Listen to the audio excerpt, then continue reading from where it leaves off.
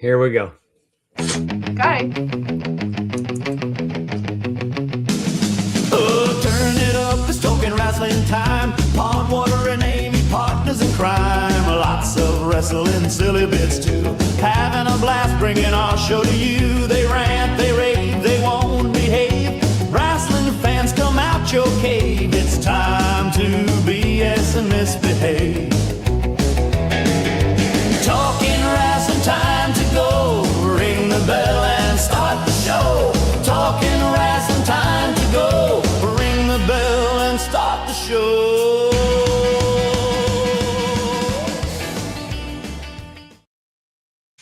Hello and welcome in for another episode of Talking Rasslin with Pond Water and Amy. I'm Pond Water. That means that she has to be the first lady of the Arn Anderson fan club, Miss Amy Vaughn. Hello, hello. Amy, welcome back. You feeling better this week? I think I am feeling better. I had some blood pressure issues. Imagine that. Yeah. And so I had to get that taken care of, but I'm definitely feeling better today. Thank you all for letting me step away and just relax and try to get that blood pressure down.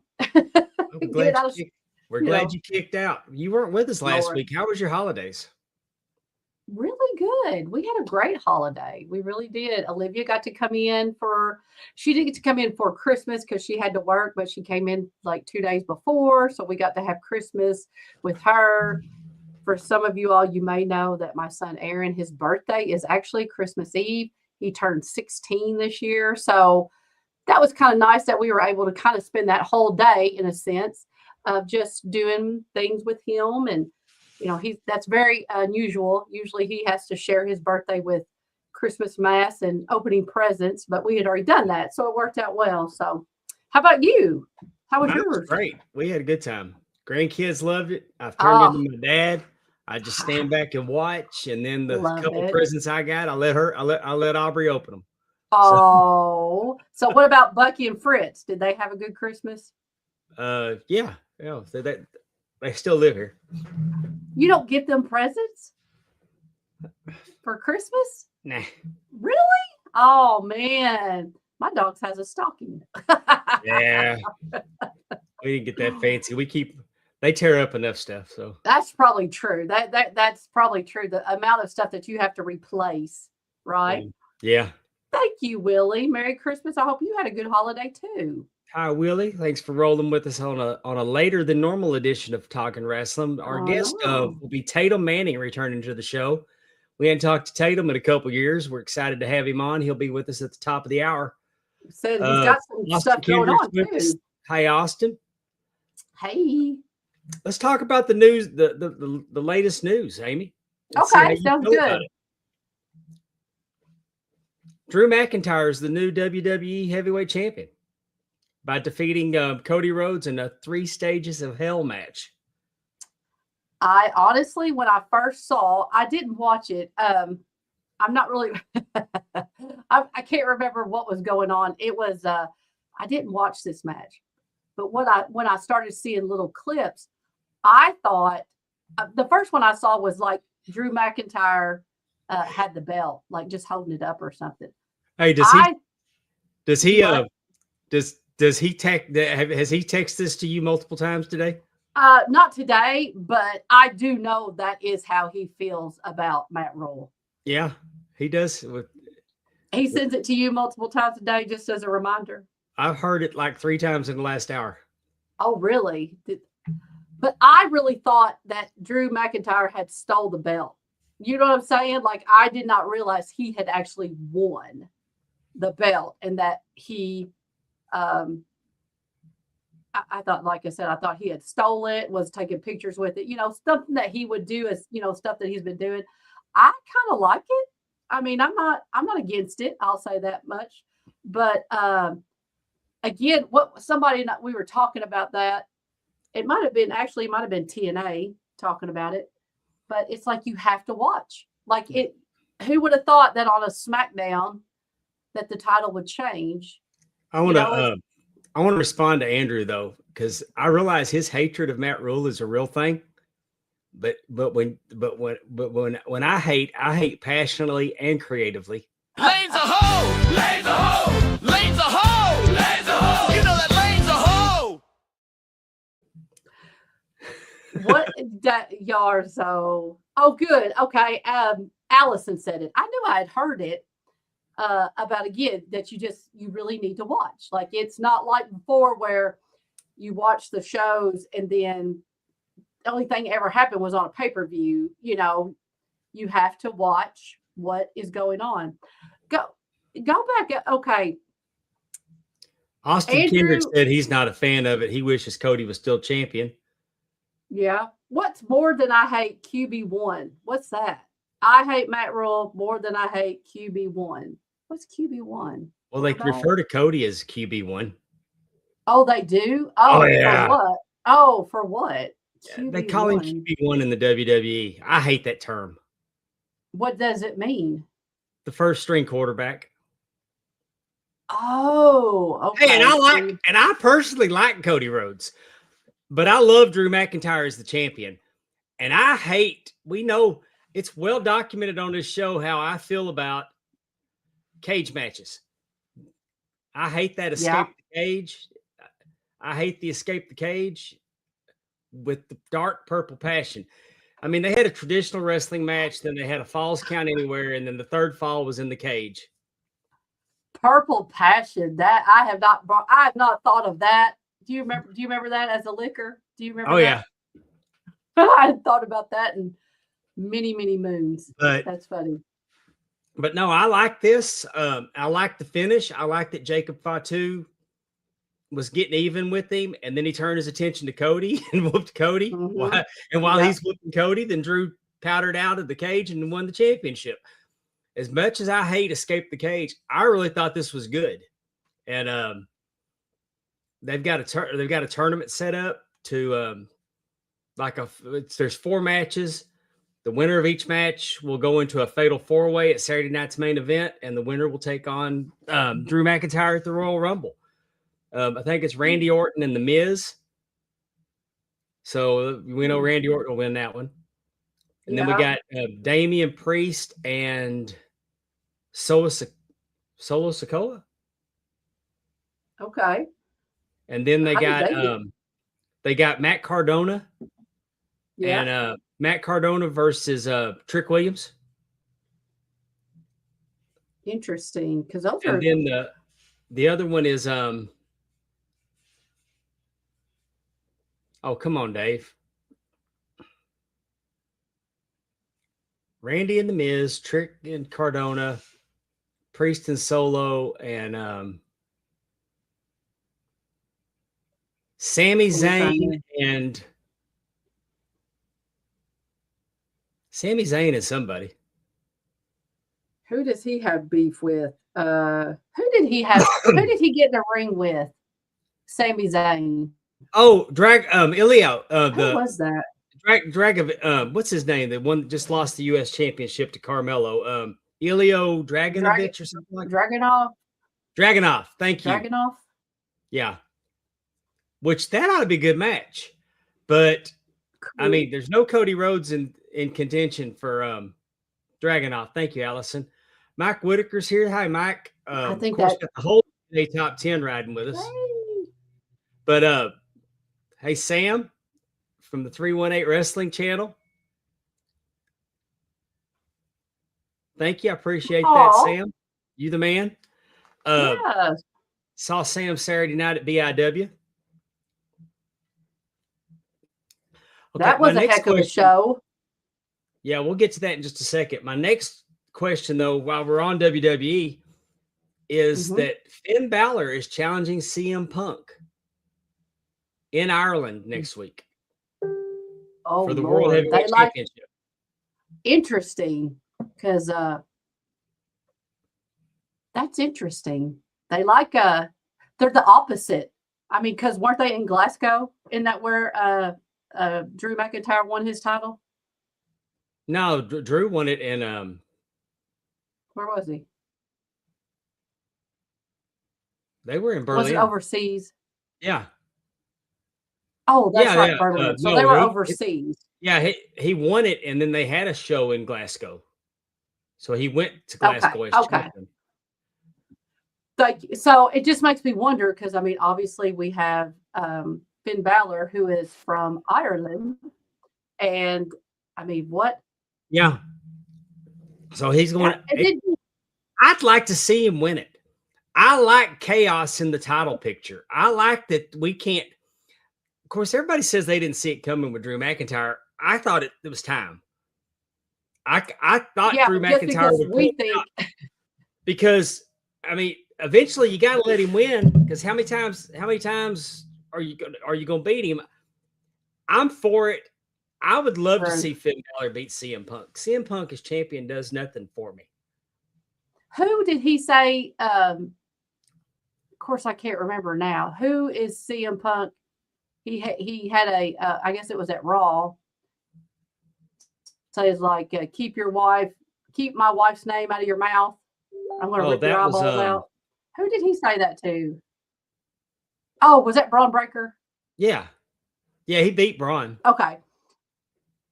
Yeah. No, I was just sitting there thinking like he's got something going on with Braun and maybe even Paul Heyman and them.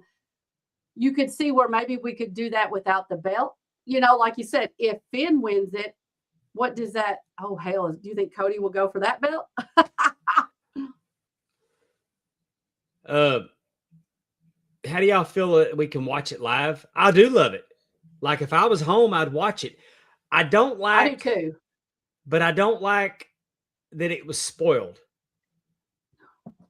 I don't like, and especially don't like WWE when they spoil their own product. Well, I mean, not all of us. I mean, if you have your show, they spoiled it. Yeah, they'll post it. They'll post their spoilers. I turn off my notifications from them. They're real bad about doing that during pay-per-views. I would have liked to not had it spoiled. Really? Like never paid attention. And you know what? Speaking of spoilers, man, I have avoided Landman spoilers all season. But this last episode, everybody and their dog has posted about it, and it was thoroughly spoiled. Woo! Like, I mean, it was spoiled before I could not. I mean, I couldn't. So, man, I just don't like spoilers. That was shocking, though. That was shocking. Well, I guess you could think, okay, so in reality, if we're all over the place, the WWE is going to be showing, I know that's okay. If the WWE is going to be showing their pay-per-view, right, or their show, I mean, it's not really a spoiler in a sense, like, because they're telling you things that are happening in the moment. It so happens that he's mall walking. Oh, Lord. Old man Terry. Dang, Terry. I blew my New Year's resolution. He's one of the younger ones. On day 4, 20 hours in, watching the TNA Top 10. And what made me cuss is Devin Dallin talking about what year his dad was born in. And I just like playfully dropped an F-bomb, and I'm like, okay, that took 4 days and 20 hours. So. Well, I think that beats last year, right? Hey, I'm trying. What does this say? Can we talk about the moment? What does Efren? Can we talk about the moment? What is Efren talking about? Trounced Drew, what's his name's match? I don't know. What was it? At the SmackDown? Oh, yeah. Texas, tell us what you're talking about. Oh. What? Your referee of the year? The CMB Knows podcast gave me referee of the year. Oh yeah, Josh Chernoff pinned Tommy Dreamer, and his excellent use of social media. I mean, he even asked Conrad when there was going to be a podcast about it. Really? Oh, I love it. Man, Josh Chernoff's incredibly entertaining. Was he in a tag, or was it just Tommy? Huh? Was he in a tag match, Josh? Was he tagging with someone against Tommy and someone? I think or was straight up he beat him. Okay. I couldn't remember. I feel like I remember I remember talking or hearing about it, but I don't know why I thought it was a tag match. That's just while Efren's got it on my mind. What would you do if you won What would you do if you won $10,000?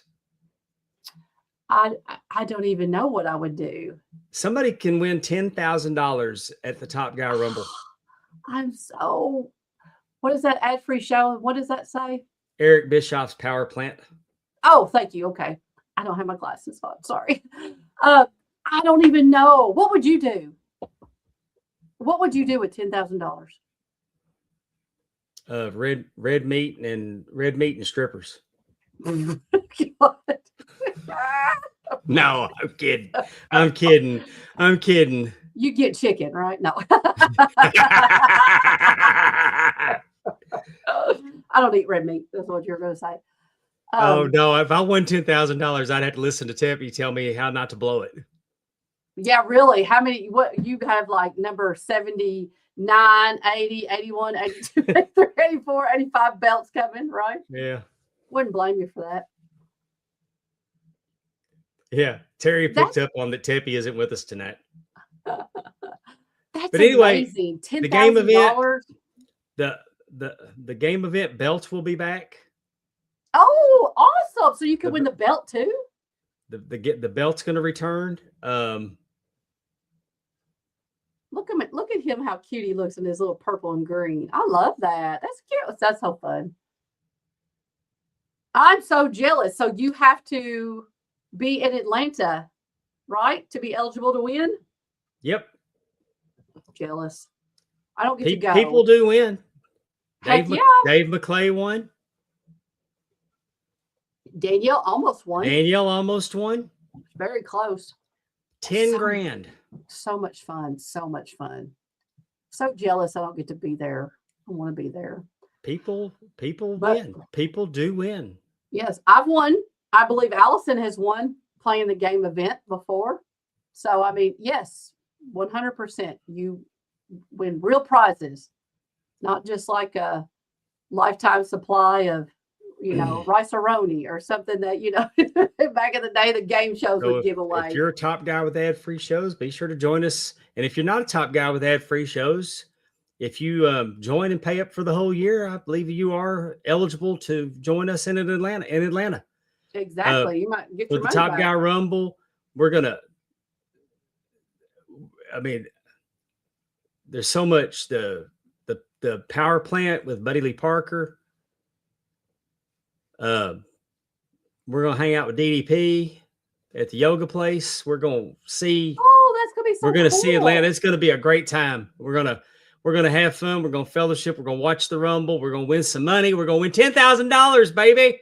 Oh yes, fingers crossed. I hope somebody. Like Mance Warner says, we're gonna hit the pay window. Love it. Efren he keeps raising his game. And hey, I hadn't told y'all everything. Oh, that's happening that weekend. What you heard is what you get, and what you ain't heard is better yet. But you're gonna have to bring your ass to Atlanta to find out. Quit saying that. I don't get to go. But that's okay. I gotta go with Aaron. I gotta be with Aaron. So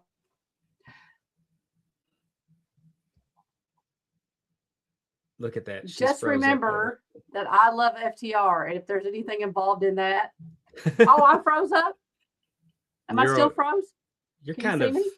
Yeah, you're froze. Can you see me? Mm-hmm. No. I can see you. Okay. Am I? Okay. You can see me now? I had a good weekend.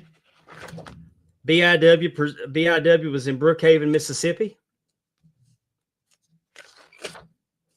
Mike Whitaker's coming to Atlanta. Am I still frozen? No, you're good. Woohoo! Okay. I was in Brookhaven for Not Dead After All. My granddaughter Aubrey went to her first wrestling match, and she absolutely loved it. I love it. She was stealing merch off of Ray Fury's table. Oh, he's got the best. She didn't know she couldn't help herself, so I caught her and made her go over and pay for it. And then she found $5. Then she found $5 on the floor. Oh my gosh! And then she bought a whistle because John Saxon's a coach. Coach John Saxon sells whistles and flags. So I heard. Oh my goodness! She blew that damn whistle all the way home. She's out of control. Somebody needs to learn how to tell that child no. Teppy. Yeah, really. Do you think that's funny? Did she like all the sounds of the ring and like people like doing moves and stuff? Because I mean, how old is she? 4? 4. Okay. Yeah, she liked it. Scare her, you know, because it could be she's 4. Yeah, she made friends with RJW's kids, and she just had the best time. I looked over, his daughter and Aubrey were sitting in the same chair together watching, and they had a blast. I love it. I refereed Hunter Law versus Eddie Martinez. Hunter Law came up and won that match. Ooh. Eddie Martinez is going to tag team with former TNA superstar Suicide at the Fountain Hill show next month. Yeah, Suicide. Really? Yes. Is he not with? Is he not? He hasn't been with TNA in a long time. Is that just like a one-off? Like he's. And then I refereed for Steve Anthony against Casey Blackrose. Steve Anthony won. It was a good match. That Casey Blackrose. Hunter Law kept taunting Steve Anthony all during his match with he used one of Steve Anthony's moves, and he was doing the pelvic grind thing that Steve Anthony does. Shots fired. Maybe we'll see them down the road. Interesting. And then Rob Love was back. I mean, I'm gonna say the King Rob Love was back after a long absence and tag team with former champion Caleb Conley to take on Ray Fury and the new BIW Southern champion Alex Arsenal. And man, ooh, I bet that was good. It was. Did you rep that one? I mean, I had my hands full with that bunch, and I was having a hard time keeping Rob Love in check, and I was I couldn't hardly keep Fury out of the ring. But I looked over, and somehow or another, they had managed to handcuff Alex Arsenal to the ropes. Ooh, I don't know when they did it. Sorry, I had a bad thought. Alex Arsenal. Well, he was handcuffed to the rope, and the crowd's giving me shit. I didn't see it, and I mean, it's not really hitting anybody with a foreign object. He's attached to the ropes. I don't even know what the rule book says about that. But then I realized that Caleb had it. But then Caleb started taunting him with a key. So then I realized that Caleb did it. I'm not stupid, but I didn't see it. Right. I didn't see it. And I mean, let's face it, Rob's back, and Alex used to be with Rob. He could have been in on it, you know? Yeah, that's true. I mean, they could have been setting up Fury for that, but definitely.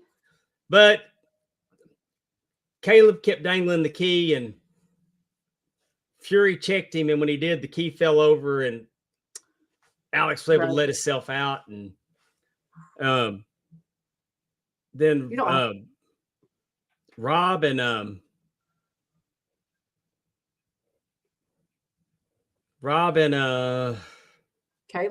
Caleb were fighting on the floor, and they were going to the back, and I was trying to get them back to their corners, and then you mean Ray? No, Ray was in the ring with it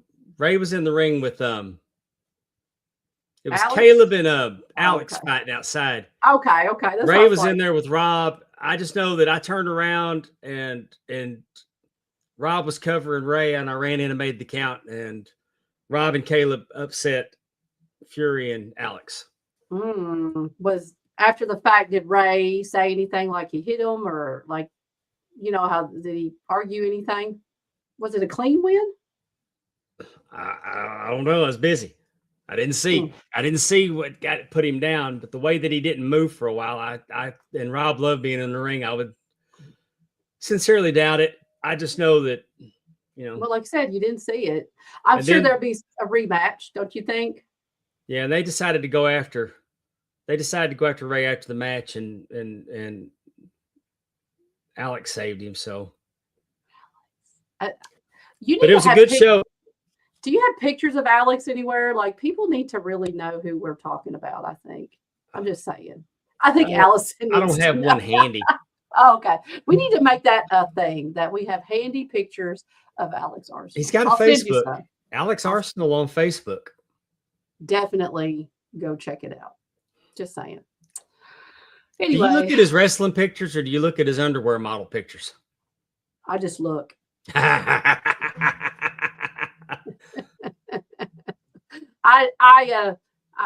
look at it all, right? Yeah. What Anyway, did Aubrey think about you being in the ring? Like, she didn't understand. I was supposed to say, could she understand why Well, you were in there and why she I don't couldn't think go? she thought I was the coach. And then when she Okay. realized I wasn't, when she saw me in my uniform, she thought I needed a whistle. Well, So she related it to basketball. I think she's put it together. She had a good time though. She really liked it. Awesome. That's what we like as female wrestler fans. We love that. We love seeing that. Yeah. Why don't we go ahead and talk about what I'm going to do this weekend? Yes. What are you doing this weekend?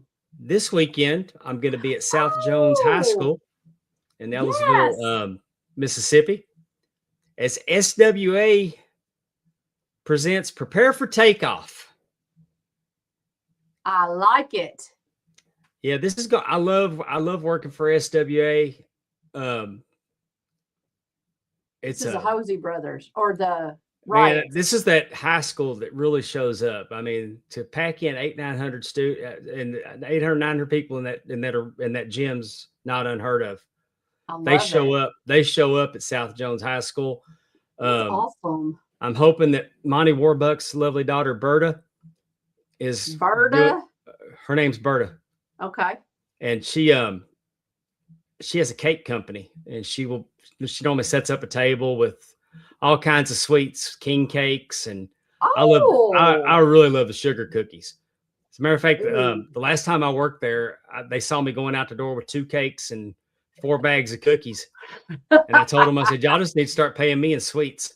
No, yeah, well, you better be careful. They will. You know, Fat Tuesday is it's early this year. It's like early February. Yeah, so hang on to that king cake. You'll be using that king cake's history. This was last month.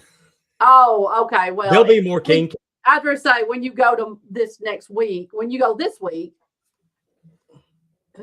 look at that. We're gonna have a number 1 contenders tag team turmoil to see who's going to be the number 1 contender for the Daybreakers. We have the Hosey brothers taking on the Black Rangers. I don't know much about the Black Rangers. What do you know about them? They're a formidable team. So the Hosey brothers are going to have. And you got to keep an eye on them because they'll pull that twin magic on you. I was going to say you could definitely. Yeah, I was going to say they could definitely do that. They're an old school team. I actually own a Black Rangers T-shirt. Mm-hmm. I'm a fan of the Black Rangers because they're throwback to the Super Destroyers and. I love it. Okay, good deal. Or the Assassins. Ooh. I like the old mask tag teams that you couldn't tell who was who. I do too. I kind of like the twin magic sometimes. You know, twin magic don't work anymore because such a great humor. Because Bree and Nikki had different specifications for their plastic surgeons, so you can tell them apart. True. That's very true. The Riots, Leo and Sammy. Oh. Leo has returned to the fold. That's good. I think families. Sammy got a haircut. Yeah. Yes, he did. He got that clean cut going. They're going to take on Samson Richards and Michael Parrish. My God, they look huge. Parrish and Richards look. Samson, huge. No, Parrish is a little bigger than me. I mean, he's not real tall. He probably got me by about 50 pounds. He's a scrapper. Samson's well over 6 feet tall. Yeah, I was going to say Samson. Yeah, both of them look built, big, brawny. Because our little riot, I say little riots, our riots are, you know. Oh, yeah. Yeah, I can't compete with the 22-year-old football player, Efren. Not that I would want to. Not that I would want to.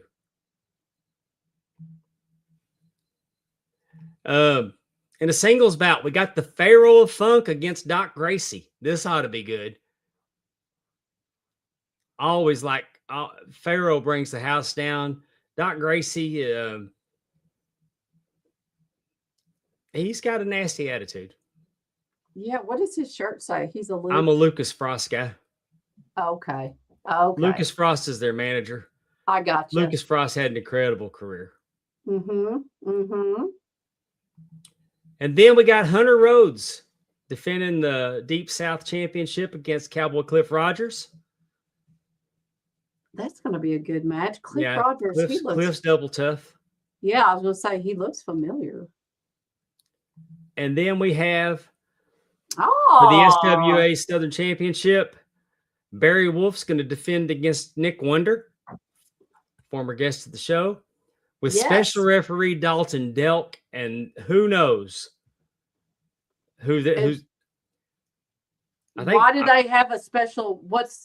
Are we keeping people out? Are we keeping? Yeah, because every time Nick Wonder shows up, it's all kinds of. Okay, that's what I was thinking. That there's lots of. Nick didn't shy away from it when he was on the show. Right.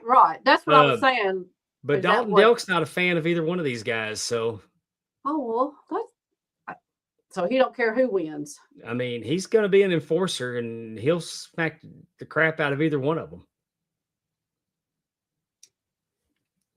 I want to see him try to smack Barry Wolf. I'm just saying. Barry Wolf's tough. Not that Nick Wonder isn't, but I'm just saying. So that's what I'm doing Saturday night. That's gonna be a really good show. I think so. Where is it again? In Ellisville, Mississippi, at South Jones High School. Awesome. And if you want to go, you need to get there early because, like Pondwater says, they can have a crowd. So, if you don't want to be in the back, get there early. Get you a good seat. Yeah, I can't wait to hear the results of these matches when you come back to us next week. That's good. Yeah. You know what I can't wait to do? What? It's time for Amy's Trivia. Can you hang? How big's your brain? It's time to play. Woo woo. So I did trivia on Mercedes Martinez because in case you granted it's been a couple weeks now because of me not being here last week, but she has said that she is retiring after this year. And so I thought that would be I thought she'd be a good one to have trivia on. I can't say that I know everything about her, so I was really excited to do this trivia. So the first question is going to be, in which state was Mercedes Martinez born? Was it Florida, Connecticut, California, or New York? Where's this lady from? A, B, C, or D? Darren Staley. Darren Staley says D, New York. He was quick with the D. Uh-oh. Allison likes the D too.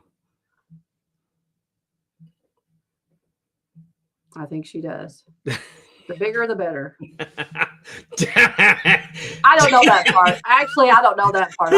I'm just guessing. Terry just said New York.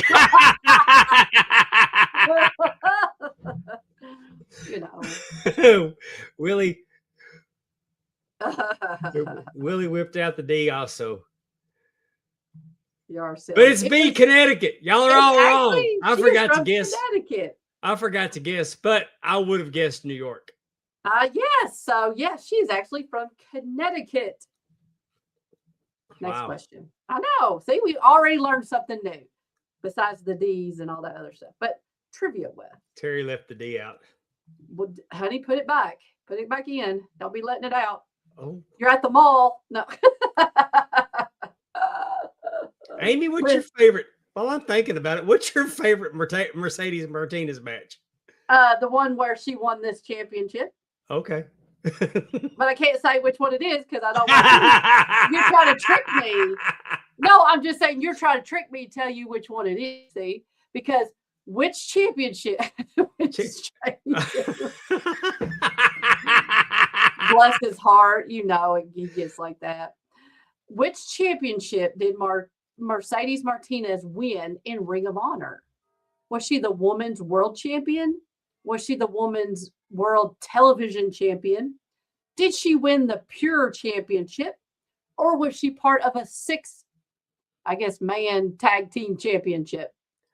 What do you think is what championship? Darren says B.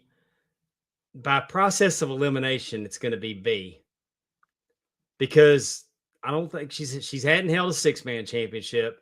She hadn't held there's a women's pure championship now, isn't there? Yes, there is. I think it was the women's world television championship. And because the women's world championship's been on Athena since Christ was a corporal. Ooh. So, I mean, she ain't had that because Athena's well over 3 years into it now. She celebrated 1,000 days last month. I know. Isn't that exciting? Allison thinks it's A, though. We'll see. It is A. Now, you have to remember, think about if she's retiring, she didn't start wrestling till, she's been wrestling for a very long time. So her winning the ROH championship was very early. So it was way before Athena became the champion. I've got to be honest, and I'm not familiar with her body of work before I saw her on AEW. Yes. Oh, yes. She is. I'd heard of her. I don't think I asked this question, but she did a lot of work with Shimmer. She has done a lot of work with ROH. She's done a lot of independent shows. Like she actually went into the Independent Wrestling Hall of Fame. So, and AEW, like she was in. Oh, I don't think I can ask you that yet. Okay, go to the next question. I'm glad I didn't say that. She participated in the first Mae Young Classic. She made it all the way to the semifinals where she was defeated by whom? Was it Piper Nevins, Serena Deeb, Shayna Baszler, or Kairi Sane? So she was defeated in the semifinals of the first Mae Young Classic. So man, I want to say I've heard this.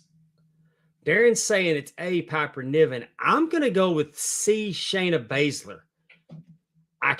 My gut wants me to go Serena Deeb, but I want to say I heard that Shayna Baszler beat her in the Mae Young Classic.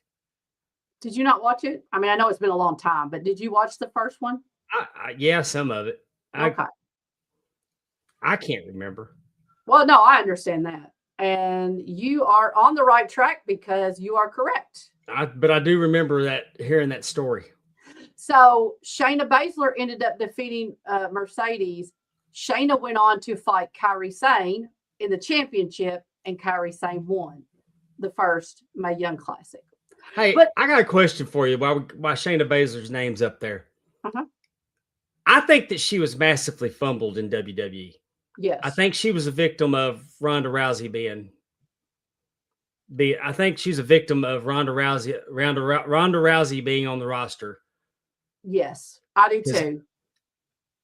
Because Ronda Rousey's a bigger name, but let's face it, as far as wrestling and sports entertainment, Shayna Baszler's much better.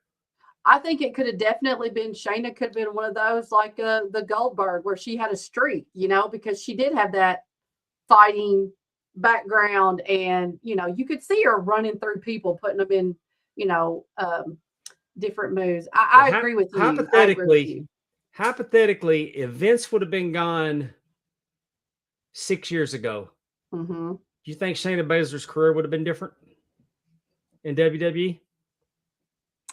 I think it would have to have been no Ronda Rousey. You know what I'm saying? Like, I don't know if you could have had, because she would have just been compared to Ronda Rousey the whole time. Yeah. That's the only bad thing. And again, I just don't think that. Yeah. Whoops. Drop the phone. That's okay. But I will say, if you get a chance, anybody out there, if you get a chance to go back and watch the classic, the Mae Young Classic, it is a who's who you will know every one of those names. You will have seen every one of them on either AEW or, All Japan, or is it All Let's Japan? talk New about the Japan? Next week in one of our hours. Let's talk about the Mae Young Classic next week. Oh, okay. Yes, that'd be great. We'll break down the first Mae Young Classic. Okay, that sounds great. I can do that. But it is really cool. I mean, to see all the different names and different things, and Tony Storm, and and how far they went or how far they didn't go. And then, so anyway, I think it was really interesting to kind of do a little. She was also a victim of COVID mania. I would just like to see, if I'm in charge of TNA, I think I find a spot for her.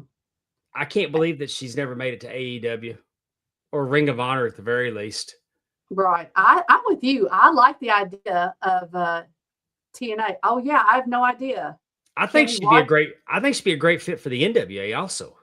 Well, no, I'm saying, can we watch the Mae Young Classic anywhere? I don't know. Now that you say that, we can look on YouTube. Okay, we're going to try. Nothing else. We can review the results. Well, that's true too. Yeah, that's true. But good point, Willie. Because I mean, now that it's gone, the network or whatever on Peacock, boo. I agree. I think with the resurgence maybe that TNA is going through right now and partnering and stuff, I would like to see her with TNA. I agree. I think that would be a good. What year was the first one? 2017. That's what I want. That was my first inclination, was 2017. It's available on WWE NXT's YouTube page. Okay. I am not going, Darren. I have another trip planned with my son. Darren wants to know if we're going to Atlanta. I already have a trip planned. My son is on the co-ed team at his school, and they're going to the national competition. And so I will not be there, but Dave is going. She's cock blocking her son on a field trip. Oh, with a bunch of cheerleaders. I know. Cock block Jones. That's what we're going to call her from now on. Hey, that's fine. He's 16. I mean, when I went to Galveston for the thespian convention, I wasn't pulling my mom to go along with me. So Martinez made her Raw debut on 9/21/20. I said thespian with the TH. I know you did. I was listening. She was a member of the villainous faction Retribution. What was her ring name? So poor Mercedes Martinez got roped into this Retribution group. Was she Reckoning, Retaliation, Mace, or Wrath? One of these is her name in the group Retribution. What do you think? I'm totally guessing.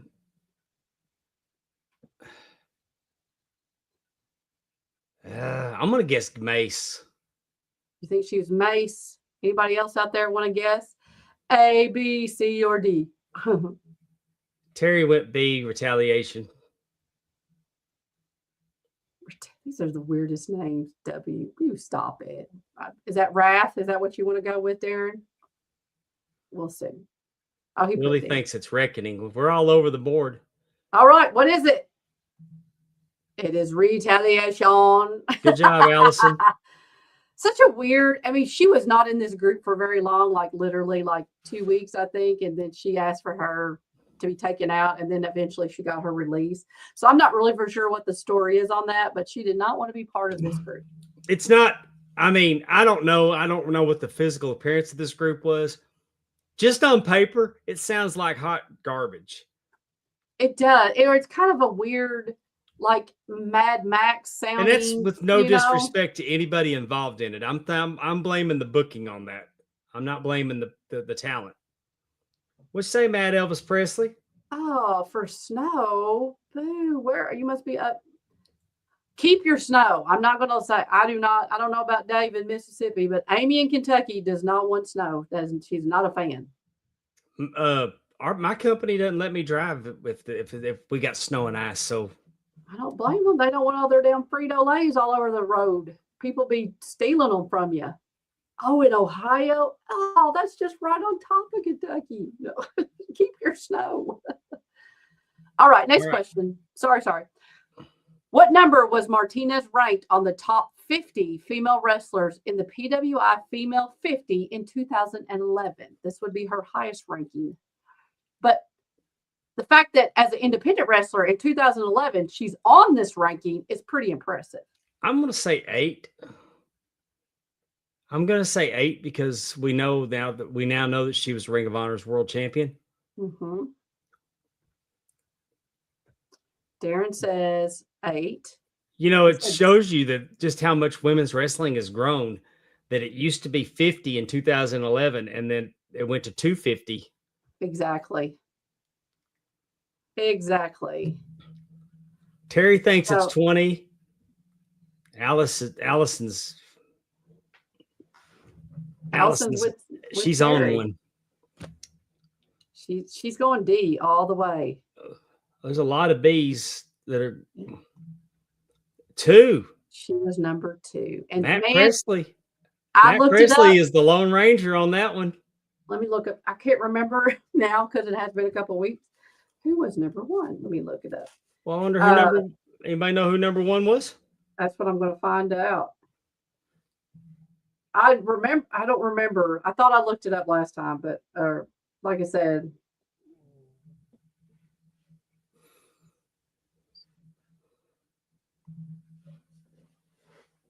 Oh, darn it. Madison Rain? Hold on. Sorry. Madison Eagles. I don't know who that is. She was born in Australia, so I wonder who she was. Madison who? Eagles. I'm going to look and see who she is. Oh, she was all over. She did ROH, Shimmer, Shine, Stardom, WSB, Black PWA, Black Label, Progress. Yeah, doesn't look like she wrestles anymore right now. Okay, well, she was a big deal in 2011. Okay, I'm sorry. Oh, here we go. What year was Martinez inducted into the Indie Wrestling Hall of Fame? 21, 22, 23, or 24? I may have told y'all. I don't know if I told y'all or not. But she was inducted into the Indie Wrestling Hall of Fame not too long ago. So was it in 21, 22, 23, or 24? I'm going to say 22 because they probably weren't up and running in 21 coming off COVID. Madison Eagles sounds like a high school football team.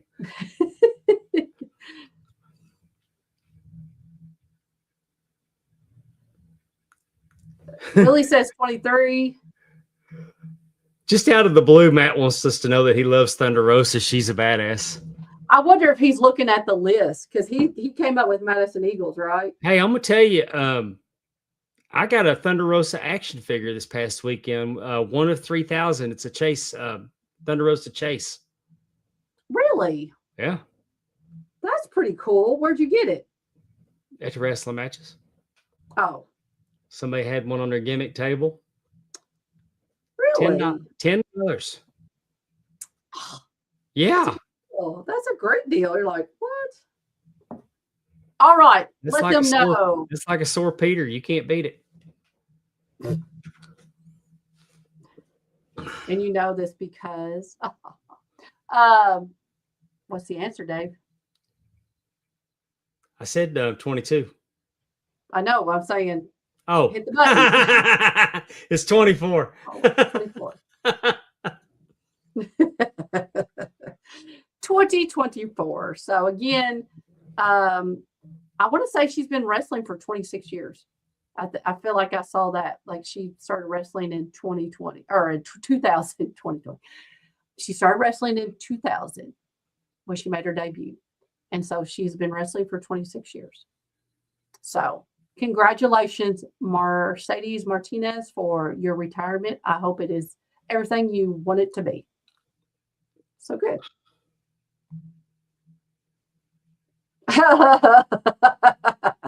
Did you read what Terry put? I got the action from Thunder Rosa this weekend. I mean, an action figure. going to make Dollar Bill Dave jealous with that talk. When are you doing footballers? Friday. Friday? Yeah, we're going to do it Friday.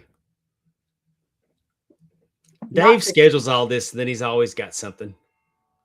Not to spoil it, but who do you think is going to win the championship, the college championship game? Oh, Indiana. You think so? Yeah, I don't even think it's going to be close. Well, I mean, Indiana has definitely blown away the last 3 that they've been up against.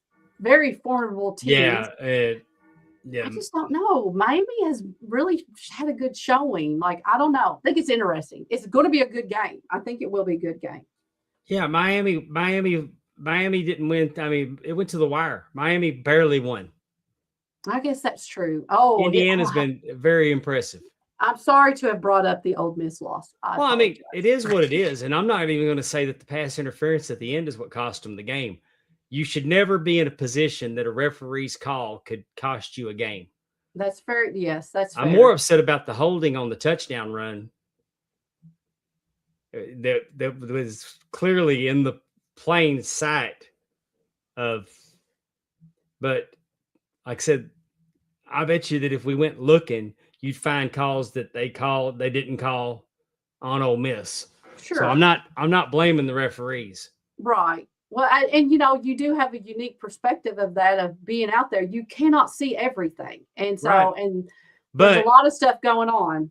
But the but the holding call on the touchdown by Miami, Carson Beck running it in. Yeah. I mean, even Ronnie Millsap could have seen that. You didn't laugh at did you see that meme I sent you? Yeah. I said, okay.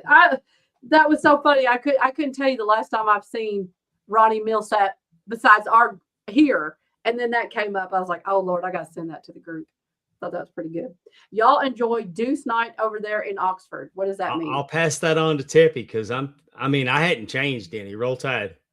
I mean, it's Roll Tide and Boomer Sooner for me. I wanted Ole Miss to win. I thought it'd been a great story, but heck yeah. I don't dislike them. I don't dislike them, but I'm not gonna say they're not my team. Right. Yeah, that's definitely Teppy's team. I do know that. Yeah. Ole Miss. I've been an Alabama fan for years, and I'm an Oklahoma fan because my daughter graduated there. Isn't that fun how we always do, like we tend to, do that like you said, your daughter went there, or somebody that went there. It's like, oh, we always watched them or whatever. That's fun. Oklahoma is it University of Oklahoma? Is that what you're saying? Okay. Boomer Soomers, yes. That's what JR likes, right? Right. Okay. I mean, they're right outside of Oklahoma City and Norman. Okay. I feel like there was a top guy that's from Norman, I think. But anyway, I digress. I'm all over the place, so it's all cool.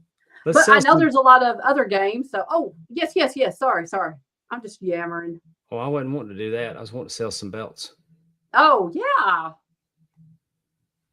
Big Time Belts, Facebook.com. You have championship dreams. We're going to have a former champion, former MPX heavyweight champion, former MPX Addicts champion. He'll be with us shortly. And if you'd like to have a belt and be a champion your own self, go to Big Time Belts on Facebook.com. Tell them Talking Rasslin sent you. Yes. The Gingerbread House Championship. Oh, I love that one. Oh, that's so cool. Oh, I wish I would have got he got a new women's belt that he just posted, and it is bad to the bone. And I wish I would have. I'll put it on next week's commercial. Okay. This is Russ's belt. I love it. And what is Russ, Amy? He's a bitch. Yes, he is. But he's got a beautiful belt from Big Time Belts. I was going to say, he's our bitch, right? Yeah. The Pinhead Hellraiser Championship. Did we ever figure out what it is? Like, he's just a fan of the movie. Okay. So he was just a fan of the movie and got him a Pinhead belt. Okay.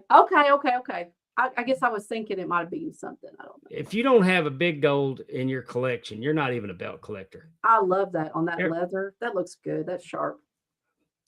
When the one of the higher up at work today figured out that I'm into wrestling, and he was talking about he wants a big gold belt.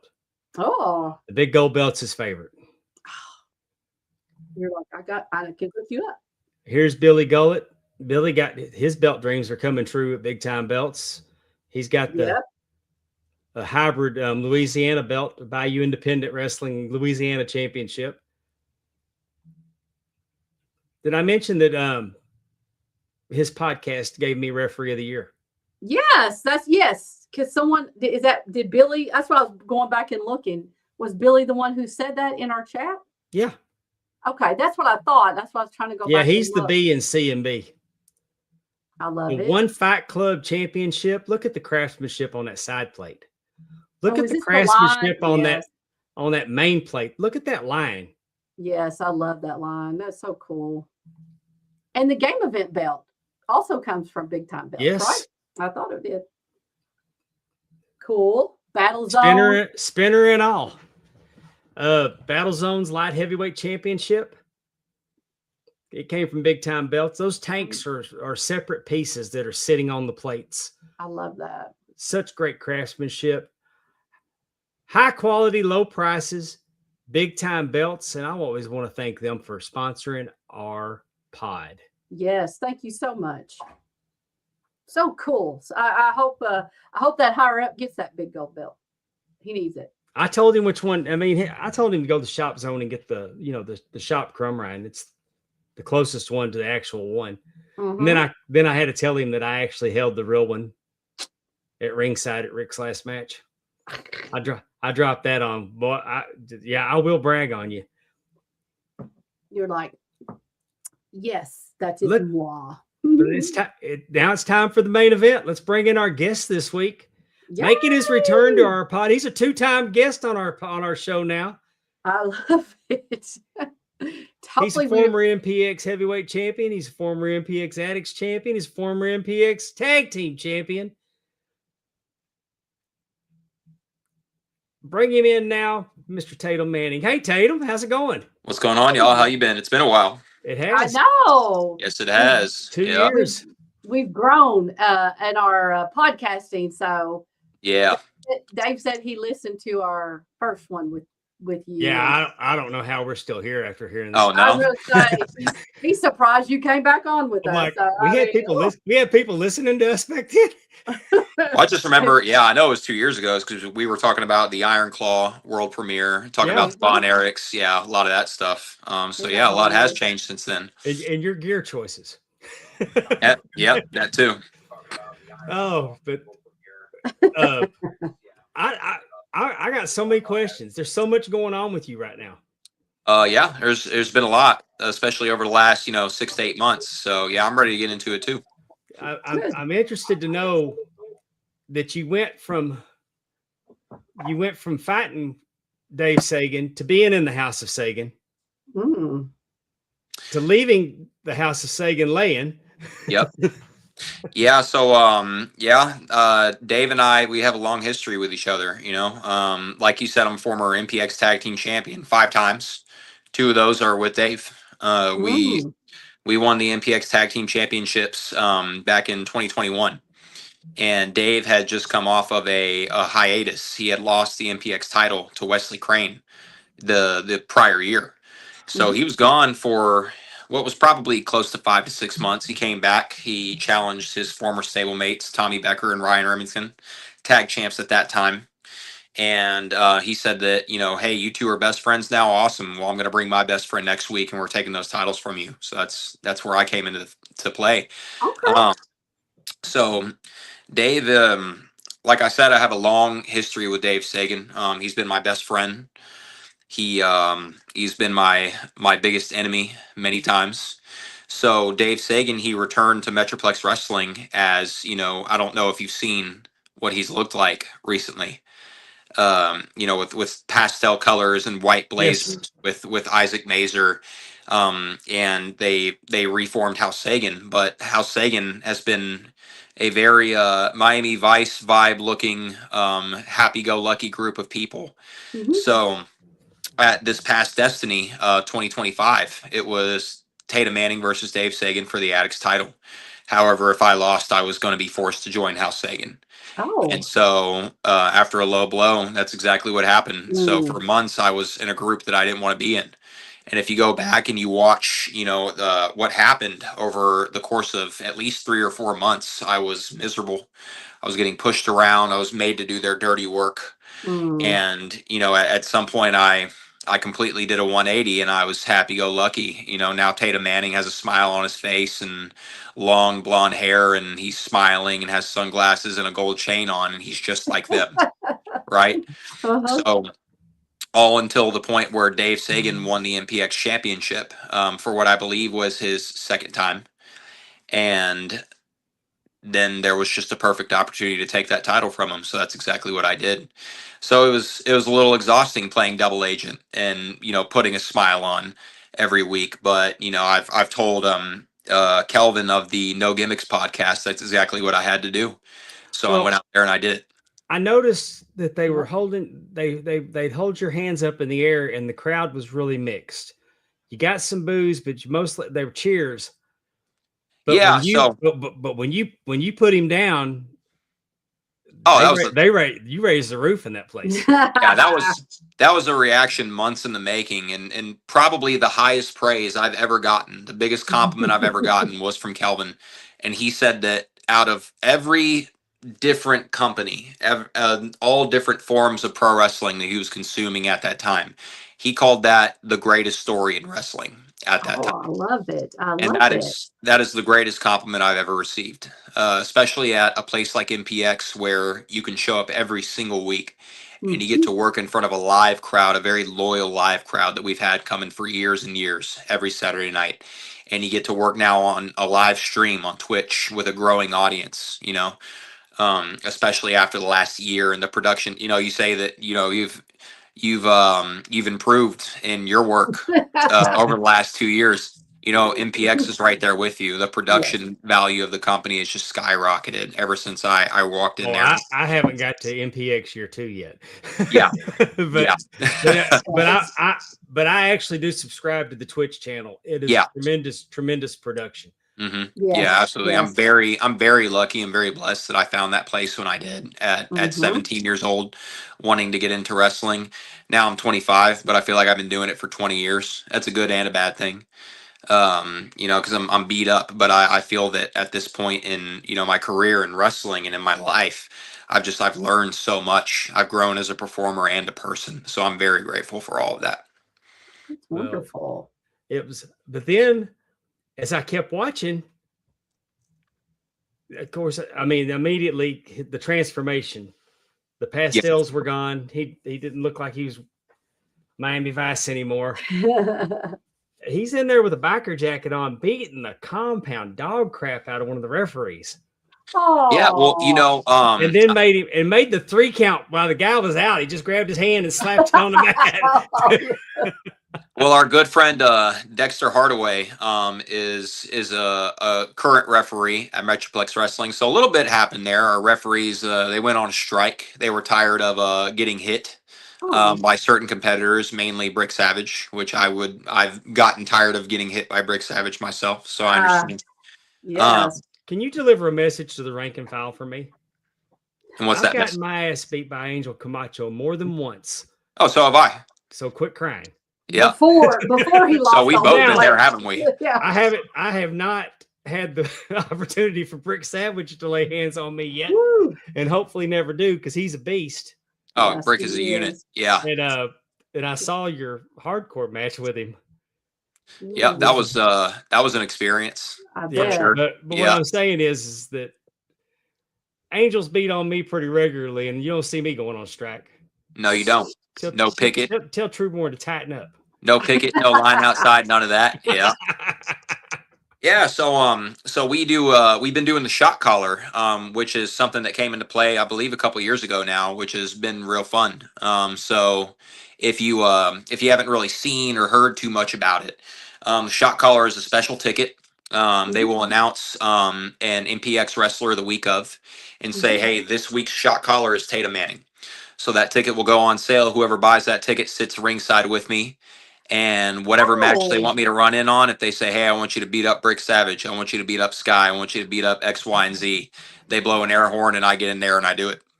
So that is a gimmick that we've got going on at MPX that it definitely makes things interesting.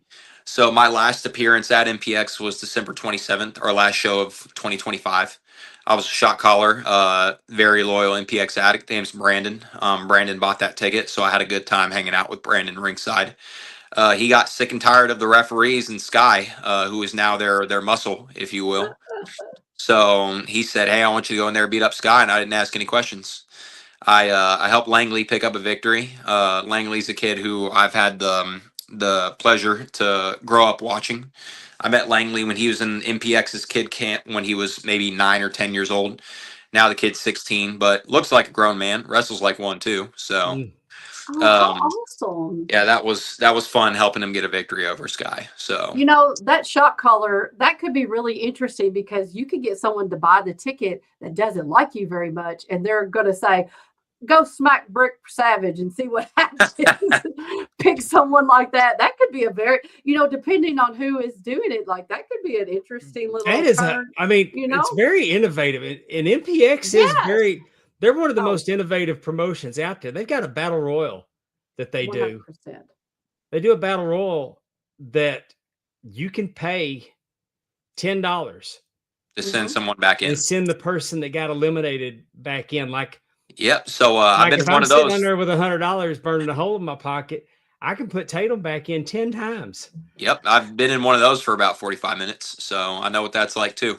Oh, that is really cool. How often do they do that? Is that like a year, or is it like it could be just announced or?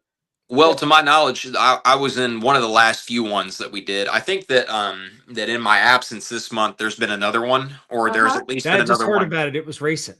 Announced, yes. It was at least announced, but I believe it might have happened in the last 2 or 3 weeks. So really cool. Yeah, a really fun thing about MPX being a weekly show is that there are all kinds of ideas. There are all kinds of innovative, hey, why don't we try this? Why don't we do that? And let's see how people like it, right? That's why we've gotten, matches like Prison Break, matches like Hateful Eight, all kinds of, wild, wacky things. Prison Break? Yeah, well, I was going to say, what's the hate one? Hateful Eight we haven't done in years, but that was one of my favorite stipulation matches at MPX. So it starts with 8 competitors all in the ring at the same time, every man for himself. Every time there's an elimination, a new weapon is brought in. Ooh. And so the last 2 competitors have 8 weapons to their disposal. And the last one standing. I guess what would be an idea of a weapon? Tables, ladders, chairs, oh my. Everything. Yeah, like right. Cans, that kind of I thing. assume anything we can get our hands on. I've seen all kinds of weapons in Hateful Eight matches. That is genius. I've been in one myself. I've watched a couple. I was a brand new trainee doing security when I saw my first one, and I said, yeah, I got to do that one day.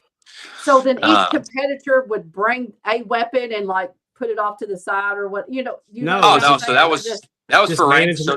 Yep. So that was for our True Borns and our Carl Knights. Those were elimination happens. A referee will bring out a new weapon. So the competitors don't even know.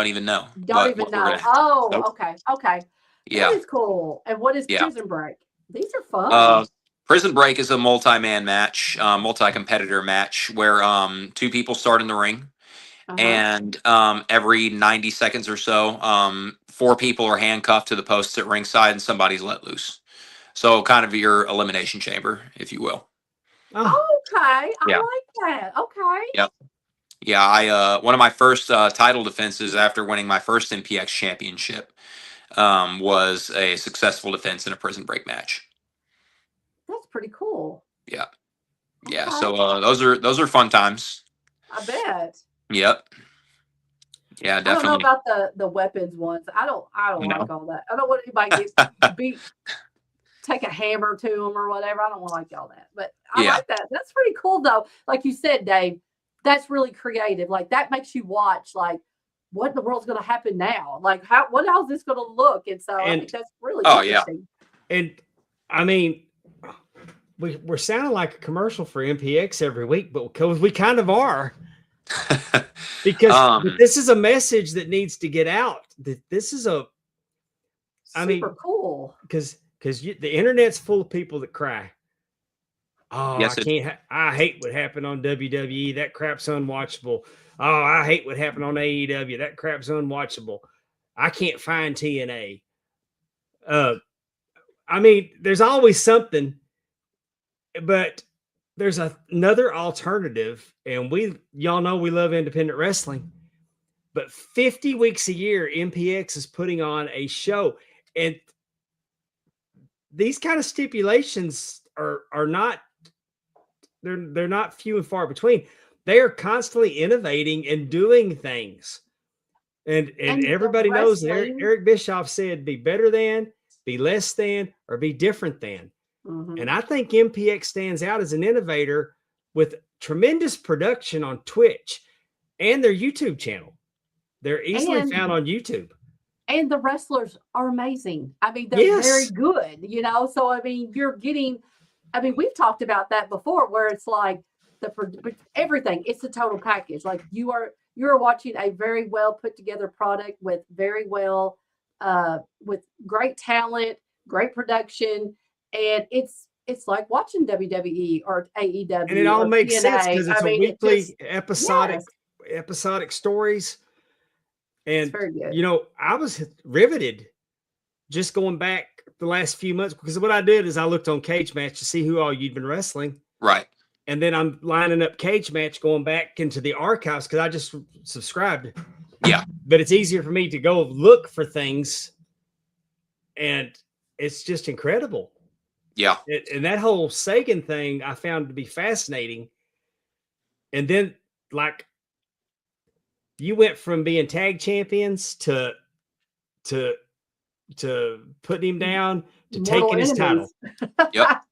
Yeah. You know, like 15 seconds. Yep. Yeah. Before getting cashed in on. So funny how that works. But yeah, I mean, you know, I don't know how deep I went into this the last time that we spoke, but to me, the most important aspect of pro wrestling and what makes it entertaining is, you know, how are we telling stories? Because I don't watch pro wrestling to, you know, obviously, you know, pro wrestling is full of incredibly talented athletes, you know, guys, girls, people who can, you know, pull off amazing feats in the ring, right? But when there is a reason that two people are, you know, going toe to toe, bell to bell, when there is, you know, when there's motivation behind, you know, what happened between these two? Oh, well, they were best friends. This guy turned on this guy, or, you know, this guy screwed this guy over last week, and now he's finally going to get his hands on him. That's what pro wrestling is about. That's what brings in a crowd, and that's what keeps a crowd. And that's why I'm very grateful that when I was getting into, you know, chasing this dream of mine, that I found a place that runs a live show every Saturday night, because there's always something going on. There's always a story, and that story is never ending. It's agree. I mean, well said. The creative team there, and I don't even know. I mean, I know you got Richard back there. I know Palmer's heavily involved in it. I'm sure Thena has input. I can't imagine that Jamie Aller doesn't have input. Jamie is a very outspoken, interesting character. Yeah. I could do a whole episode about Jamie. But I'll save some breath this week. I've known Jamie since day one. Oh yeah. Since day one. And I mean, he was just, I mean, you know, I hate to get on here and talk good about him. I don't want to ruin his horrible reputation. You know it's just another thing about where I'm at with MPX and, you know, my journey in pro wrestling is that when you get with people who are very passionate about it, right, regardless of what their background is or what their ideologies on what pro wrestling is and what it should be are, when you get people who just love this and they love what they do and they love wrestling and they just want to do it and they want to contribute to it and make it the best that it can possibly be, then all that's left is, you know, filling in the gaps and figuring out, you know, what are we going to do from here? Because passion will take you so far, right? And passion is the difference, between, us doing it and, an animal or a robot doing it, when you care about it and when you are going out there and walking through a curtain or getting into a ring to tell a story and captivate people, then that is, titles and achievements and accolades are cool and they're fun and they're nice, right? But the way that I approach it is, how can I create a moment this week and what can I do that's going to last in people's minds, Right. whether they love me or whether they hate me. But Mhm. if it doesn't matter to me which one it is, right? As long as they feel something. Well, when I watched your match with Brick Savage, you beat it.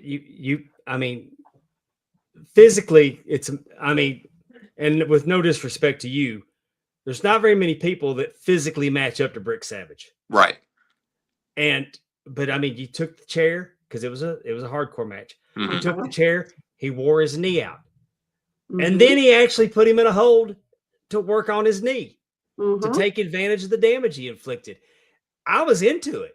That's Yeah. very smart. Yes. I mean, you don't. And you'll get that.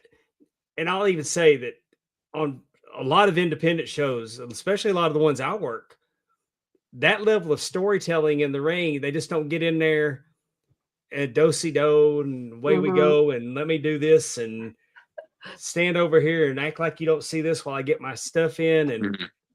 I mean, everything that makes sense and the crowd bites on it. Yeah. Yeah.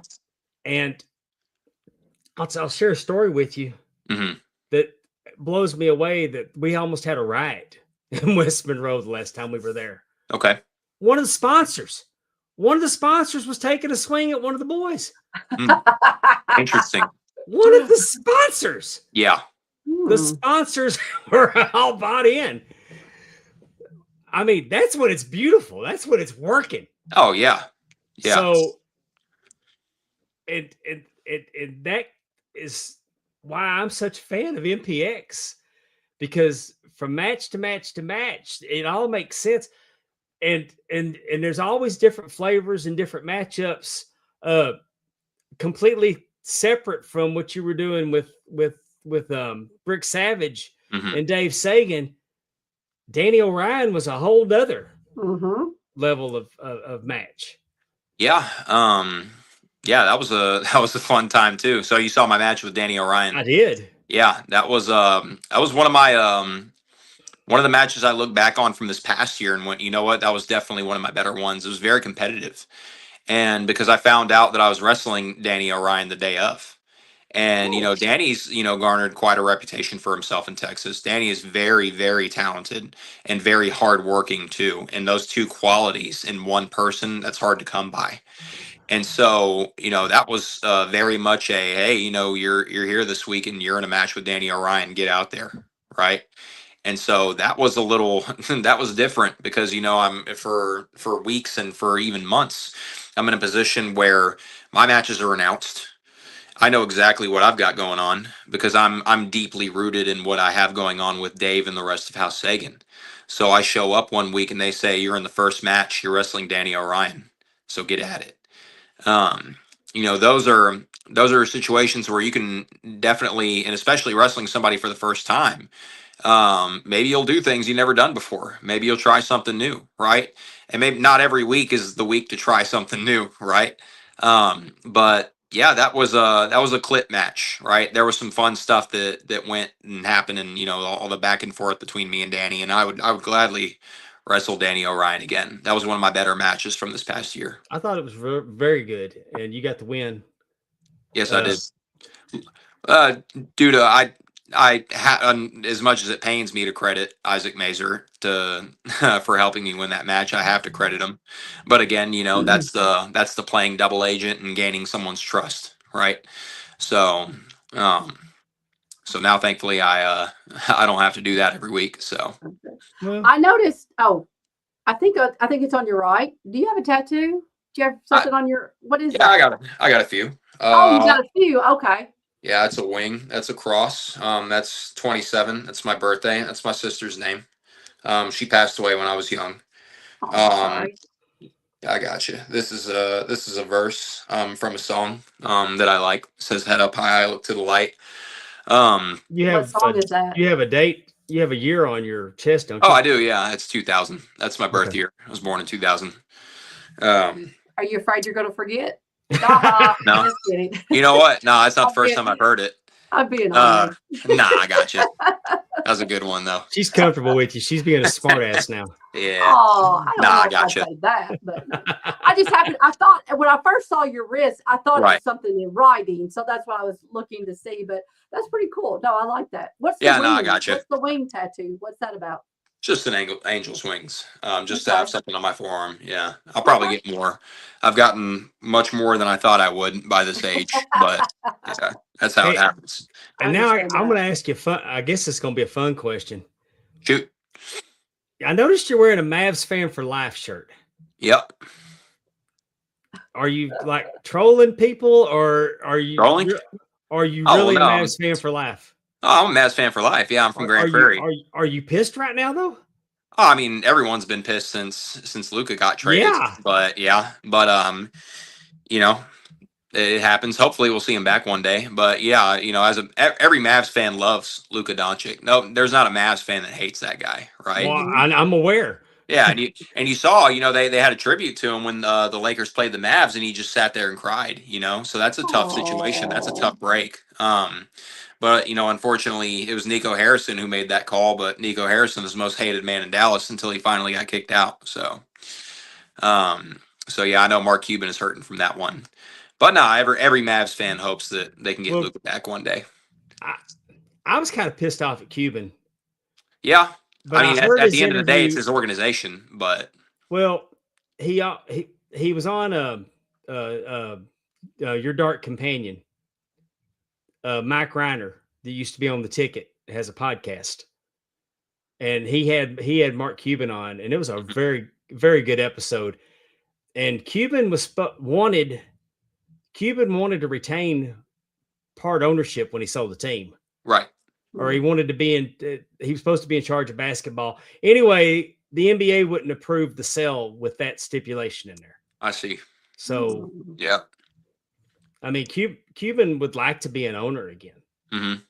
It's always something to do with management, and he didn't really bury the organization, but he wasn't a fan of it, right? And I think that they're starting to. I mean, they're doing damage control now. I mean, Lucas should have a statue out in front of at the end of his career, right next to Dirk's, right next to Dirk, right across from it, at least something. Yeah. I mean, if y'all are listening and you don't really keep up with basketball, this is the player that you don't get rid of. Sure. Oh yeah, he's one of those that should be. I mean, a lifer. He should have been a Maverick unless he wanted to leave. Yep. This is not a. I mean, unless his contract was up and he wanted to leave. Mm-hmm. On the organization's part, this is the guy that you keep forever. Yep. Right. And I remember when I heard it. It was late on a Saturday night. And I'm online, and the guy reported it, and then he says, "No, I haven't been hacked." And I mean, I'm immediately checking. I'm Googling because this can't be right. Right. And out of all the places to trade him to, they trade him to the Lakers. Yep. And then Jerry Jones couldn't be outdone, so he took Micah Parsons and gave him to Green Bay. Oh, he can't ever be outdone, can he? No. And then they get Anthony Davis, who's so fragile. He used to be on a bag of Ruffles, and they took him off the bag of Ruffles because the chips kept being broken every time you opened the bag. And now he's injured again. Yes. Yep. He probably strained his finger pushing the elevator button front, leaving the doctor's appointment. Probably. Who is that? Anthony Davis. Did he play for UK? He played for. He's played for a few different teams in the NBA. He played for the Pelicans for a while. He rides the bench. Okay. Yep. Shaq and Charles Barkley used to make fun of him all the time. Oh yeah. But anyway, I was like, I'm struggling. Yeah, nah. I'm like, the Stars are all I have left now. Yep, I'm there with you. I'm mad at Jerry. I'm mad at the Mavericks, and yep. Now, Stars, y'all are on notice. Don't mess up. Don't say that. No, Anthony Davis played for University of Kentucky. That's what I thought. Well, that Oh, matters. okay, I see. Yeah. Just for a year. I mean, then he went on to be in the NBA. Okay. Mhm. Yeah. I know I Amy's thought that from was Kentucky, familiar. if you hadn't picked up on that. Yeah. I Oh, got you. yes. Yeah. I forgot we talked about weather earlier about that. Mhm.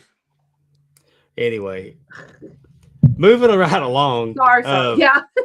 Okay, so we know that you won the MPX championship. JD cashed in on you.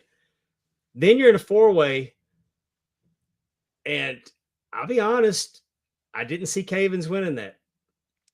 Well, nobody did, and I think that's the magic to Dylan Cavens winning his first MPX championship. It's just such a spur of the moment thing. That's another shot caller situation, right? Shot caller was called. Match went on for a while, right? But Cavens ended up coming out on top, pin JD, right? It's a very definitive title win. The shot caller was involved in that match? Yeah, I didn't know that. Yes, so that was Kari Wright. Kari Wright was a shot caller that week. So yeah. So the match, proceeded to go on for a while after the shot was called, but ultimately it led to Dylan Cavens winning his first MPX title. And I've already said before I had some mixed emotions coming out of that match, right? Because obviously you get into a title match and your number one priority is to win that title, right? Sure. But if anybody else could have won that match, and it being Cavens, Dylan Cavens is again like Danny O'Ryan, right? He's a very young, talented, and hardworking person. I met Cavens for the first time when he was still training at DFW All Pro, right? So to see his journey and see him come up and win a title that means so much to him, to me, and to all of us, and to have that very special moment and to hear that crowd's reaction when he won that title, that's a very special moment, right? And if I can even take a small part in that, then I'm grateful for that, right? So Cavens is a great wrestler. He's an even greater person. So I'm very happy for him. He's still got that title, right? He's holding on to it tight. And hopefully he holds on to that title through the Rumble and Destiny season. So we'll see what the future's got in store.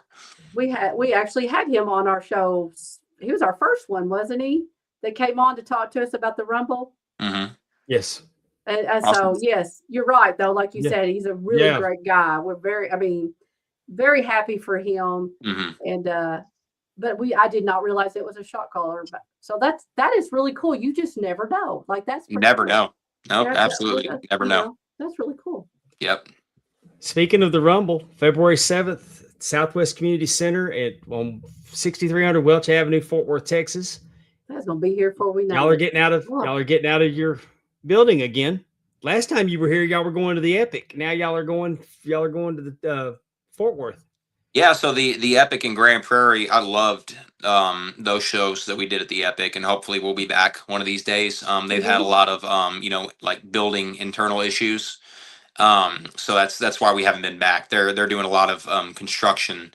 So we'll be back eventually. I'm confident of that. But it's also good that we have the ability to move out of the MPX Event Center for these bigger events, right? The Rumble is arguably our biggest show of the year every year, right? It's been our highest drawing show on multiple occasions. The Rumble is just this is the season. This is where MPX addicts start getting really, really excited for the next thing, right? Because there's another factor of anything can happen, right? The Rumble is a 30-person match. Anybody can win. Anybody can go on to main event Destiny in March and challenge for the MPX Championship. So I'm excited. I know a lot of other people are excited too. How many Rumbles have you been in, Tatum? Well, I've won one, right? I won the 2022 Texas Rumble. I went on to Destiny a month later and won my first MPX Championship. And I've been in, I was in my first was 2019. I was eliminated by Brett McKenzie. I was in 2020, 2021, 2022. So I believe the only Texas Rumble match I haven't been in was 2023 because I had a title defense that night. One of the best matches of my whole career. I defended the MPX title against Matt Locke in a no holds barred match, and that was brutal. But I look back and that's one of my favorite matches I've ever had. Awesome. Yep. Well, do you have a preference? I mean, I would think that you'd want to go in late. Ideally, but I've right? also had people tell me that no, put me in first and let me go. So Well, the numbers don't lie, right? So if we put up statistics and when we go, okay, who won this year and what number were they, and so on and so on and so on, right? Like WWE's lucky number is 27, right? Or Yeah. it was for a long time. There were more victories from that number than any other number. The year that I won, I was entrant 28. Right, so I went in, I wrecked shop, and I cleaned house. I eliminated Stephen Kirby to win that year.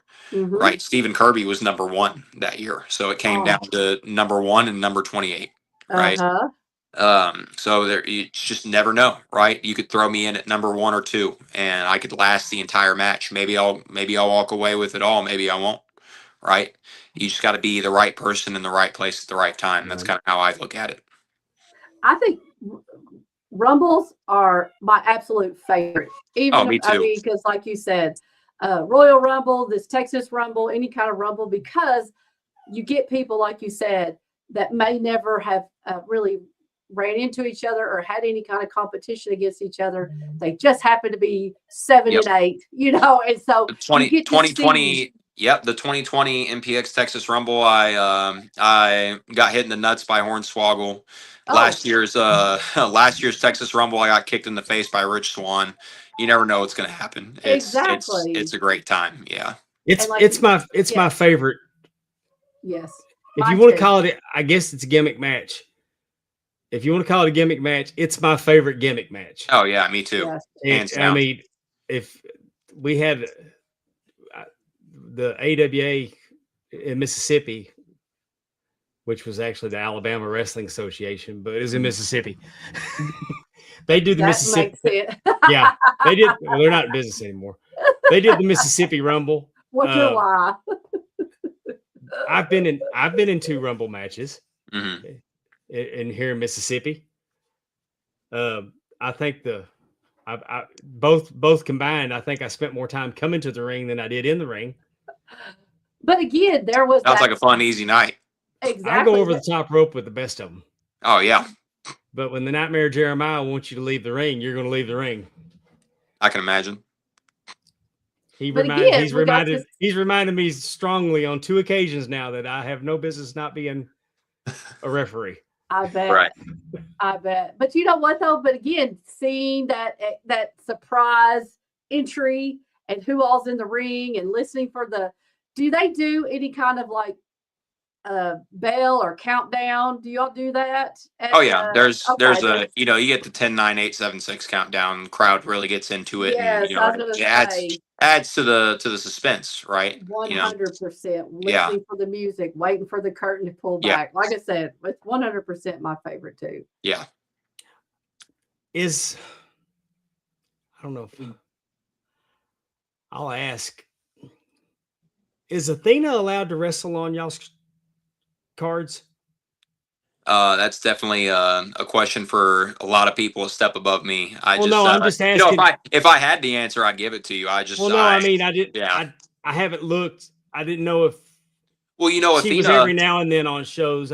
Athena wrestled Abaddon. That was actually a show back in 2022 where I won my second MPX title. I went on right before they did. I lost my first MPX title to Exodus Prime, came back 3 months later, won it right back. So that was the most memorable for me, watching Athena wrestle at MPX. I mean, everybody knows she's the forever Ring of Honor champion. Yeah. The AEW talent has to have permission to wrestle in other places, is why I asked. And I didn't know if she. And also, I know that with her promotion, her and Matt, they don't really put the focus on themselves. They put the focus on all the other talent. Right. So I only asked because, like, she sprinkle herself in every now and then. Is that like when that clock starts counting down? Could she be one of the surprises in the That'd be great, wouldn't it? Actually, you know what? I But I know believe. that AEW talent was in the women's show a few months ago Right. with Yeah. Marina Mhm. Yeah. Shafir and Chris Statlander, and Mhm. even Aubrey Edwards came in and refereed the thing. So Well, Right. I know for a fact there was one, and I don't remember which year it was, but I maybe if I'm guessing, it could have been 2023. Matt Palmer was in the Texas Rumble, and surely I believe it was maybe one or two more people after him. You heard Athena's music. Everybody in the building stands up and freaks out, right? As you can Yeah. expect. Gets in and just tells Matt to go home. And what does he do? He does it. So that was great, right? That was great. He's a smart guy. Heck Oh, yeah. yeah. Yeah. So again, the Rumble is all about, those moments, right? What's going to happen from bell to bell, from entrant 1 to entrant 30, in your first elimination, your last, that people are going to remember for a long, long time, right? So that's why That's great. this is the time of year where everybody gets excited. This is the time of year where everybody starts remembering, they're bringing up their favorite memories from past shows, right? This is a very special show to me. The Rumble is my favorite, I guess, quote unquote, gimmick match as well, Mhm. right? I've loved it since I was a kid. I can throw one on and watch it for an hour, right? Or however Mhm. long it goes on. 100%. I love being a part of them, right? So I look forward to this every year.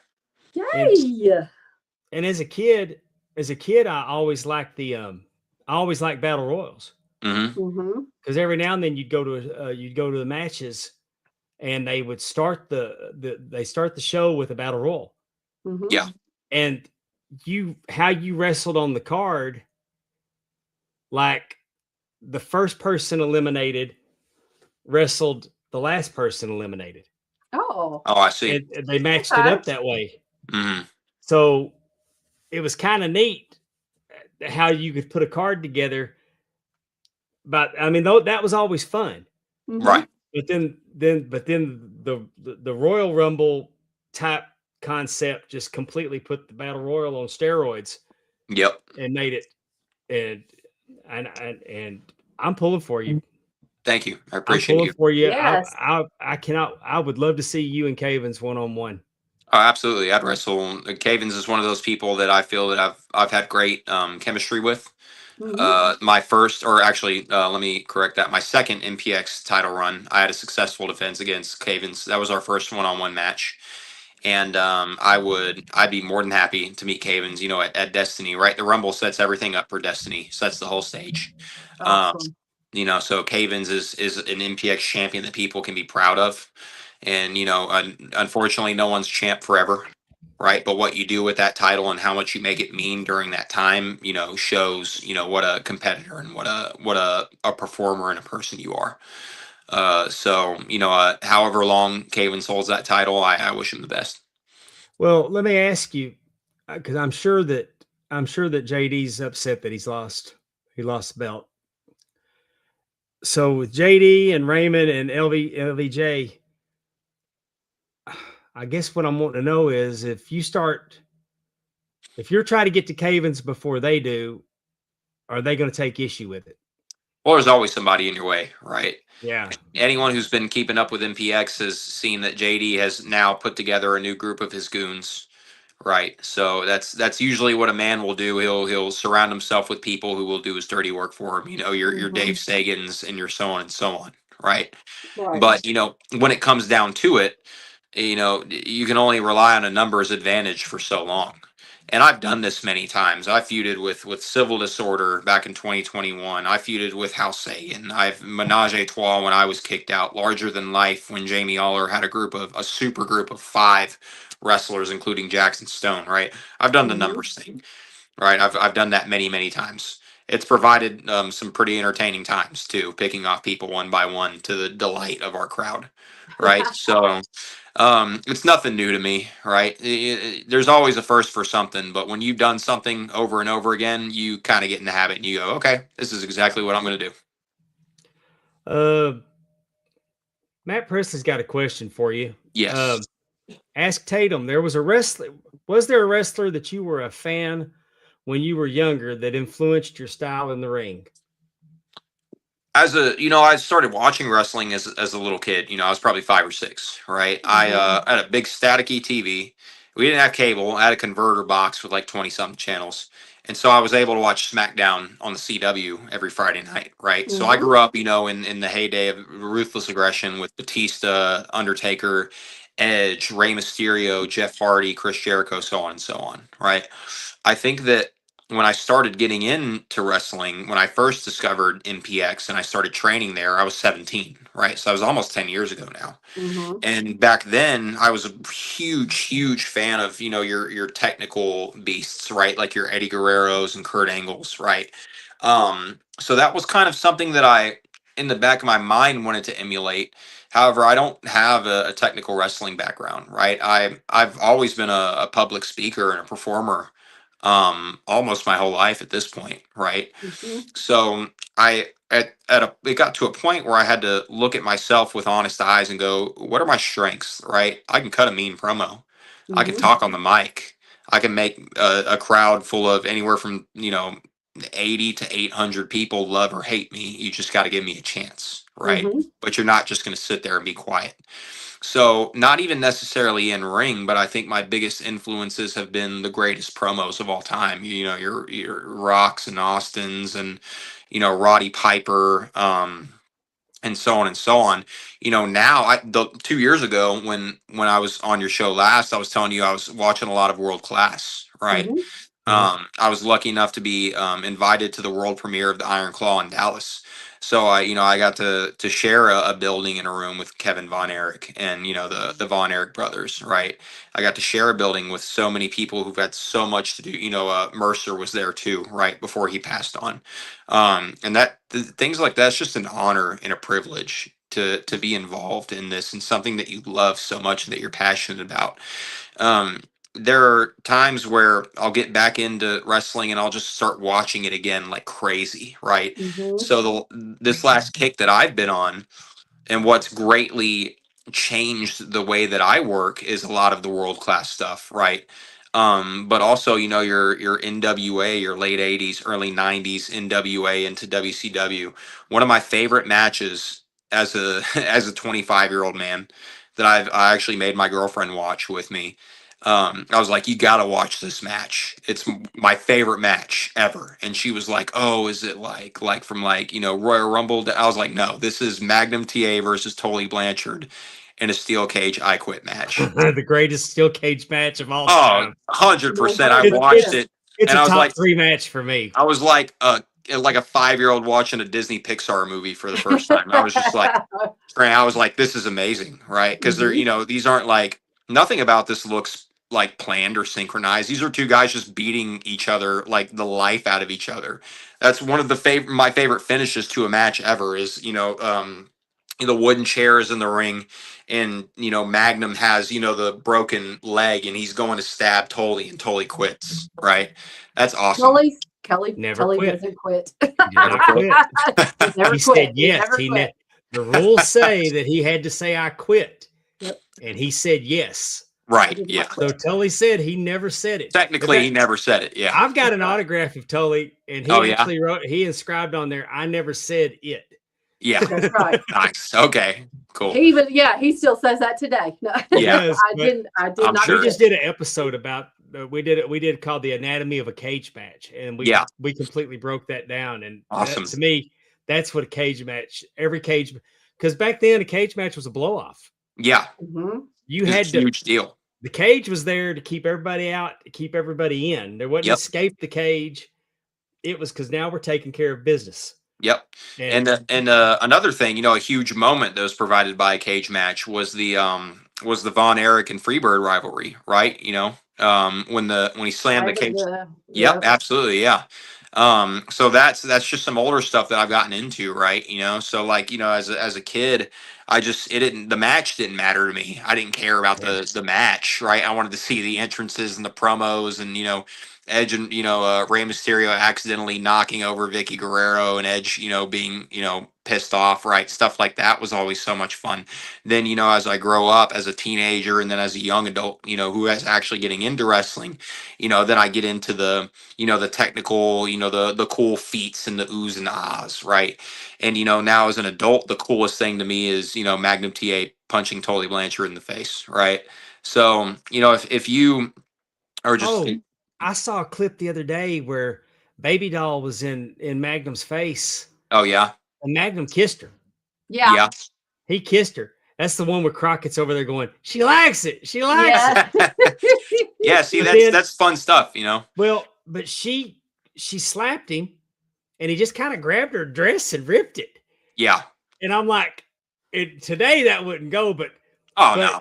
but the way that Tully Blanchard hit the set, Yeah. and tackled Magnum, and they just started fighting right there.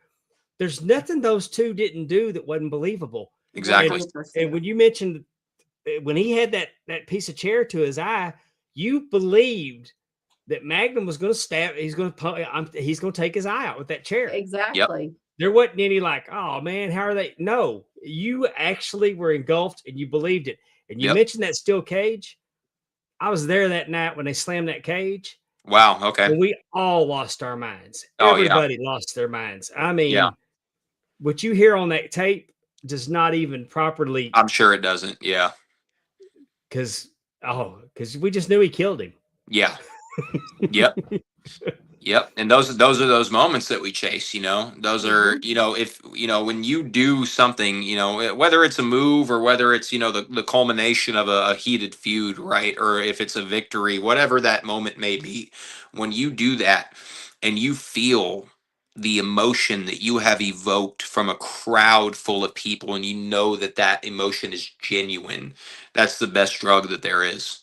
You know, I have that clip of me, you know, hitting Dave Sagan with his own move, right? And the crowd just stands up. And I watched that video and I felt like the video didn't do justice to the live reaction, right? So I'm standing in the ring, and that's one of the loudest reactions I've ever heard, right? And it wasn't even a sold out crowd, right? But everybody who was there was so invested in what was going on. It was such an important moment, right then and there. When wrestling is right like that, there's nothing better. Absolutely. Yeah. And I tell everybody that I've never taken drugs, but when I hear people say that they think that somebody that's addicted is always chasing that high. Yep. My fandom in professional wrestling is I want to believe. I want to believe so bad. And those rare moments now that I can still suspend my disbelief and buy in and believe, there's nothing better than that. No, there's not. And if you can bottle that, oh my God. Yep. Be a millionaire. Yep. Before I get you out of here, let's talk about this shirt and where everybody can get it. You're Untamed Tatum Manning, but I couldn't find where we could buy this at. Gotcha. Yeah. So I haven't set up anything online. Now I will ship personally myself. So that's where I'm at right now. I'll get more orders. But I'll be setting something up to where it's very quick and easy. But for now, anybody who's interested, shoot me a message, shoot me an inquiry. I can get to you with the shipping and exactly how much it is. But yep, that is brand new. I wear one every week. Untamed Tatum Manning is kind of something that came out of nowhere that just stuck, and it feels right, you know, especially after getting out of House Sagan. So yes. Yep. You've made a fan out of Matthew Presley. He says this guy's probably my favorite wrestler that I haven't seen wrestle yet. Just because of you, sir, I'm definitely checking out MPX. Absolutely. I love to hear that. That makes me very happy. I appreciate you. And Matt, I've known Matt for a few years now, and he doesn't just, I mean, when you quoted Magnum and Tully, you set the hook, and then you brought him right in. Yeah, I got you. Yeah, Billy Matt, thanks for listening. Appreciate you. Professional wrestling done right is the best drug ever. Yep, absolutely. I can't disagree with that. Nope, you can't. Well, I can't thank you enough for your time tonight. Yes, thank you. Yep, thank you for everything. Love having you on. Thanks for coming back and doing this again. Always. Yep. Best of luck to you in the Texas Rumble. I'm hoping I'll see you in person this year. Yep, absolutely. Me too. I got to get to MPX. I say it a lot, and if I wasn't going to Atlanta the week before, I was going to try to get in for the Texas Rumble, and I still might. Yeah. I still might. And if you miss the Rumble, that's okay. We got Destiny in March, right? That's the huge blow off from everything that happens. Is that y'all's biggest show of the year, Destiny? It's hard to say what our biggest show of the year is at this point, right? I think that the Rumble is usually the highest drawing show of the year.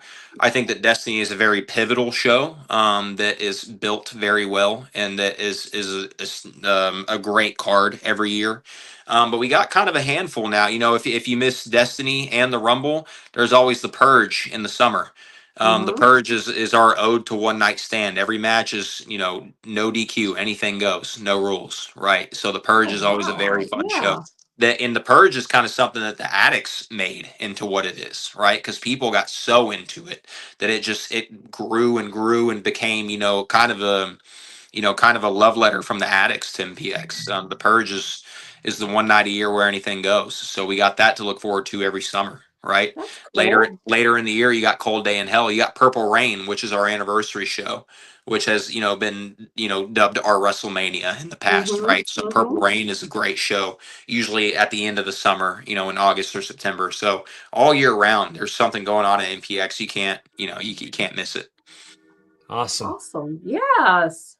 Well, everybody get on over to Twitch, get signed up. You don't want to miss this. MPX is it's the best money. It's not even expensive, y'all. No, and if you if you can't watch it live, it's there. Yep. I mean, so do yourself a favor and check this promotion out, and just support them, because what they're doing y'all should be on television. Honestly. Yeah. But I'm not sure the television wouldn't hinder y'all. Right. Never know, right? Yeah. You never say never, and everything's always an opportunity, right? Yeah, and if there's anything that I can say, it's just that especially to our loyal fans, but to anybody who's ever watched MPX, anyone who's ever gotten into it and given us your time and your energy, we thank you so much, because you're the reason that we do what we do. And yeah, thank you so much for having me. Anytime, always. Right. I've had a great time talking to y'all.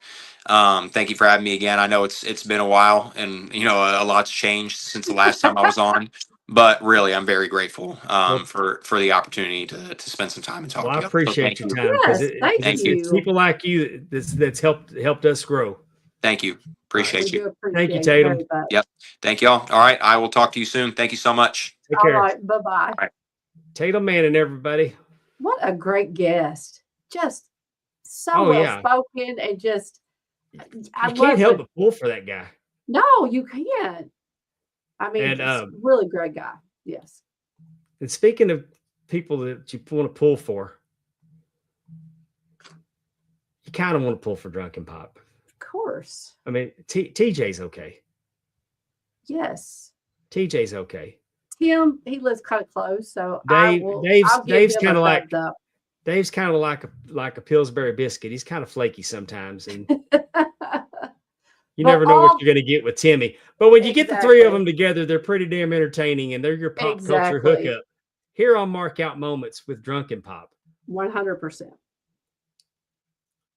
The best show on the Mark Out Moments. The best show on Mark Out Moments is the TNA Top 10. Do yourself a favor and watch this live and get in the chat and participate. Vote on the polls. We have the best time. We do. The absolute best time. We've learned that Dave and I, and our demographics, sometimes we skew the voting. Yeah. They don't have enough youngins. They don't always get it right, but they try. No, they do try. Dallas not being in the top 10, I don't get it. A-Team. I voted for the A-Team. That might have been my number one, but it barely, I was like very disappointed in that, but whatever. What are we doing this week? They're doing something with Disney movies. Yeah, we're doing Disney. Are we doing top 10 musicals, or are we doing top 10 Disney musicals? I feel like it's Disney. Man, he had like 6 choices on the screen there, and I'm confused what we decided on. I don't know what they decided on. I feel like it's Disney. I could be wrong. Or Pixar. Well, the polls will be coming out for this week, so yes. Maybe they left. Terry's sudden, he's still mall walking. He's still mall walking. Mall walking. Can you believe that? Oh, I love it. I bet he has Okay, I his, want to talk about the Dav Network right now. yes. Kevin Davenport, who does the Double Dropkick podcast, he needs your prayers, y'all. Yes. He's not doing the double drop. He can't do the double. He cannot do his podcast anymore. He is in a bad way. I talked to his wife today. She sent me a message. He's fighting. He's fighting hard, and everybody say send one up. You know, give him a prayer, positive vibes, whatever you believe in. Yes. Send him Kevin Davenport's way, because that is a good. That's a good dude. 100%. Man, all the fighting that he's doing, and he saw some FTR trading cards, and he got them for me and sent them. So, just with everything else, everything else he has going on, and he thought of me. I mean, it's just such a good dude as a friend, and we want him to know that we are definitely praying for him. Definitely. Get well. I mean, come on, man. Yes. We love you. Spanning the Globe. They should be on Thursdays. They had technical difficulty last week. Oh. They should be on tomorrow night. And the question mark with Efren. Catch him on YouTube, Podcast Heat, ad-free shows. He's the mark that asks the questions. He plays 20 questions with some of wrestling's biggest stars. Josh Chernoff, Brian Cage. He had Sergeant Slaughter's daughter Kelly on. She's fun to follow. If you don't follow her. She is great. I love her. I do too. I'm so glad she's the best. I became her friend on Facebook. Yeah, we got to get her on here. Yes, we do. What are we waiting for? Who else? David Zahadi. Yep.